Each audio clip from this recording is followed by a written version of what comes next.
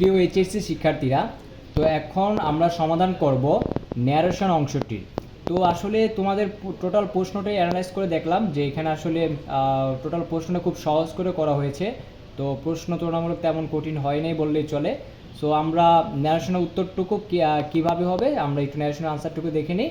তো আমরা ন্যারেশনের উত্তরটা আমরা পৃষ্ঠায় লিখে রেখেছি, তোমরা ওই ন্যারেশনের প্রশ্নের সাথে পরে তারপর তোমরা এই আনসারের সাথে মিলিয়ে নেবে। এখানে ন্যারেশনের আনসারটুকু এখানে ক্লিয়ারলি লেখা হয়েছে, তোমরা এই আনসারের সাথে তোমাদের ন্যারেশন উত্তরটুকু মিলিয়ে নিবে।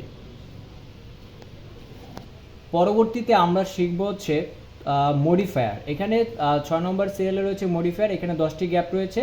তো আমরা এখানে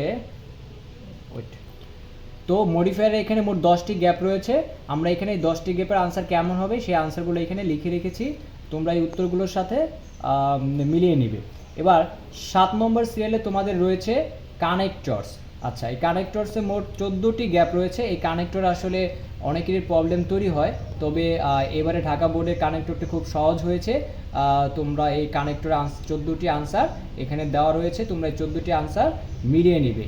আর এখানে আরেকটা কথা বলে রাখি, তোমাদের উত্তরগুলো আসলে খুব সহজ, খুব নির্ভুলভাবে তৈরি করা হয়েছে। সো উত্তরগুলো মিলিয়ে নিও, ইনশাল্লাহ তোমরা ভালো কিছু করতে পারবে।